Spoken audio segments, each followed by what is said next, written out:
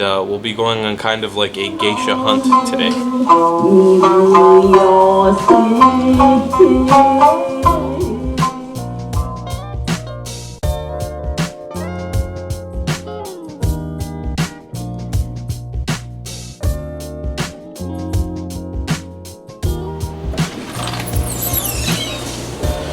Good morning there, CLATTs.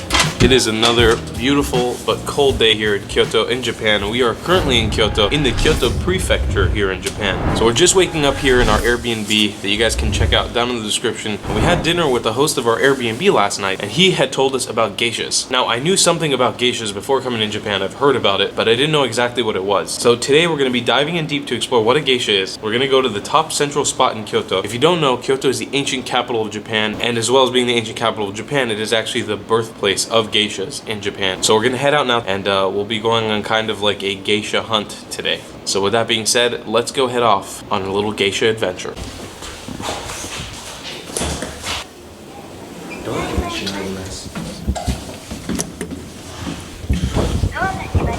Ohayou gozaimasu, Moshe. Ohayou gozaimasu. Question, what do you know about geishas?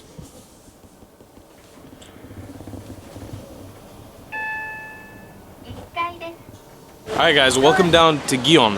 I hope I'm pronouncing that right. This is kind of an ancient district, as you can see by the alleyway behind me. A lot of old structures, lots of old buildings. But this is kind of the area that is known to be like geisha central, essentially. This is where they go get ready before and after meetings, or when they meet with their clients and stuff. And I think we should clarify real quick what a geisha is. A geisha is essentially a form of entertainer that you can hire in Japan. Many people do it, usually mostly the wealthy people, because it's very expensive, going for, I think on the lowest end, like $900 for like a client meeting. I think it's always a woman, and she's dressed up in a kimono usually, like really white makeup on her face. It's a sort of powder. They essentially are trained for years to know how to do like certain cultural dances and play musical instruments and sing and dance. They essentially perform for you. Contrary to popular belief, and there's been this kind of stigma that's grown around it that they are sort of a prostitute. They aren't. Some geishas were prostitutes, but that's not really a common occurrence, and I don't even know how you would go about finding out something like that. But essentially, that's what we're on the search for.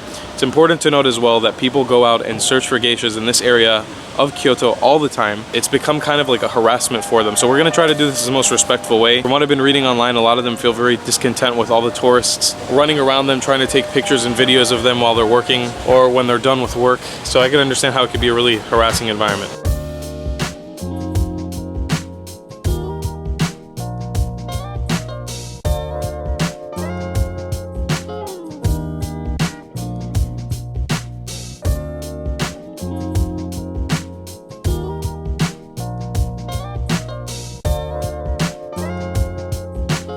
Alright guys, so we're kind of like deep in Geisha District right now. Still no sight of what we haven't been able to find, but we have found this kind of center. I think you can hire them in here, and this kind of shows you the different things that they do. So this is Maiko's dance. Maiko is like a geisha before she's a geisha, when she's still in training. Tea ceremonies, all these different dances and music arrangements. There are tourists clearly on a search. And I could tell how they would want to be a little discreet about their lives if they were always dealing with this. But we're gonna continue to hopefully try to find one. Alright guys, so where we've come right now is kind of like a geisha performance center. I guess this place is set up for tourists to experience a little bit of it, but we paid 1,500 yen for this ticket, so about $15. And it lets you up into this room, and there's a performance of geishas that's gonna begin in just a few minutes. They're essentially going to do like a dance routine for us with some music. It'll be crowded, but it'll be very cool. And it's about to start. Let's see this.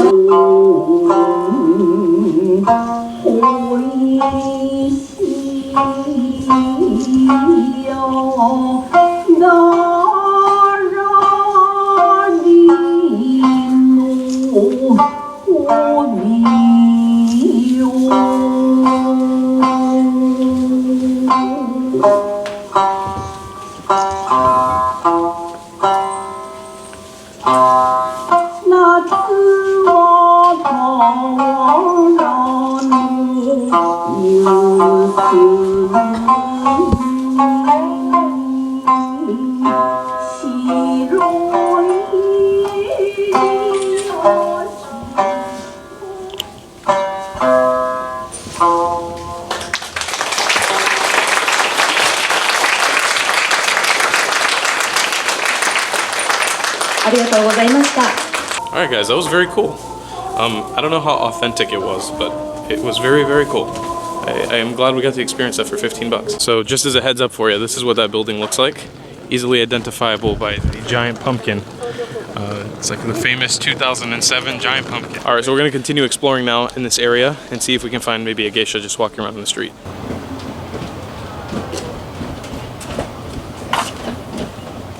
So here, looking for geishas.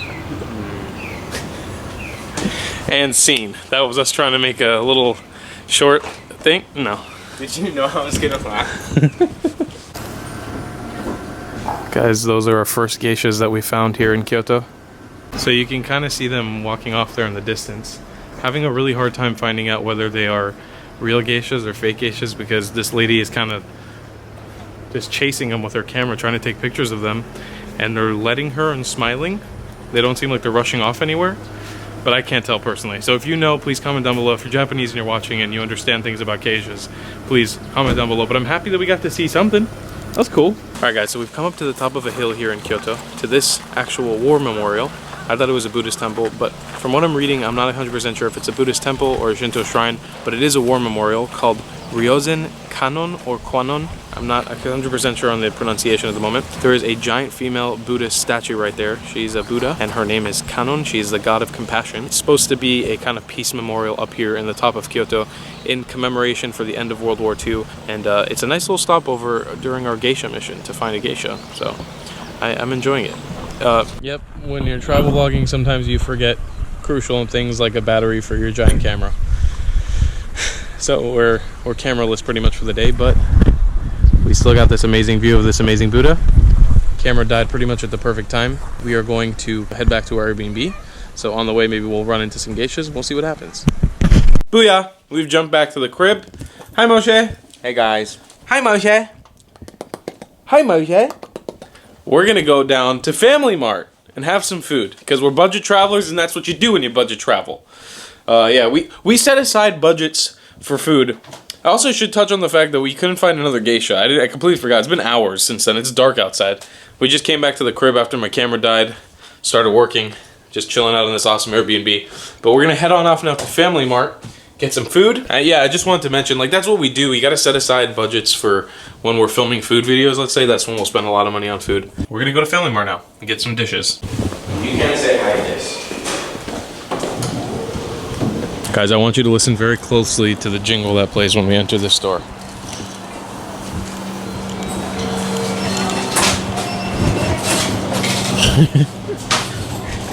The one time it doesn't play. ありがとうございます。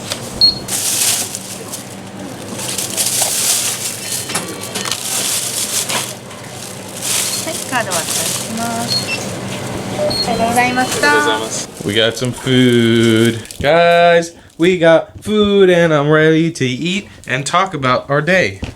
Okay, let's talk about what we just experienced in the Family Mart. Me and Moshe left that supermarket. Me and Family Mart. Me and Moshe left that Family Mart a little angry because there was a foreign tourist in there. I think she was Eastern European. Doesn't matter what her nationality was. And she was asking the two workers at the Family Mart to microwave a cold piece of chicken for them. Now here's the deal. They microwave certain things in there. And they will ask you, do you want it to be hot? Yeah. But there's certain things that they won't microwave. So it's like me taking a bag of chocolate and saying, hey, can you microwave for this for me? I don't know what their protocols are. I don't know what their deal is. It's not that hard to microwave a piece of chicken. But if it's not part of their routine, it's not part of their routine. And this lady was like, you have to microwave this chicken for me. Only 5 to 10 seconds. They don't understand a word she's saying. They're talking to her in Japanese. She's like, no, I don't speak Japanese. And she's getting kind of rude with it. She said every morning she microwaves that chicken in Family Mart. What's it called? Wow, that's really cool. I think it's noodles. It is noodles. They wrapped it around. Guys, look, we got noodles and this. I keep forgetting the name of this thing. What's it called? They only microwave certain things that have like a lid on it. And that one has a seal completely. Yeah. So for her to actually microwave it, I don't think you can with that type of plastic that it's wrapped around. Because it's meant for like, to preserve the meat. It wouldn't be that hard to microwave it, but if they don't do it... Yeah, you could just do it yourself. Like, what's the problem? And that lady persisted, and that really ticked me off. Because Japanese people are so nice and so sweet. And they're really helpful, especially to foreigners, and they're trying to accommodate for us when we're here, especially for the ones that don't speak any Japanese whatsoever. I think me and Moshe put in a really good effort to try to speak as much Japanese as we can when we're dealing with Japanese people. But this lady was just like expecting that chicken to be microwaved. And it's stupid. Rant over. Alright guys, end of the video is here. We're about to go to sleep. Tomorrow we're heading off to Fushimi Inari Shrine, which is like hands down the most famous shrine in all of Japan. Anyways, today was awesome. First of all, make sure you check out our Airbnb, the place we're staying at here. The place that we love so much in Kyoto. Make sure you check them out down below and book this place if you're coming to Kyoto because it's an awesome deal, especially if you're coming with some friends. And the host is freaking awesome. He's like the coolest dude ever.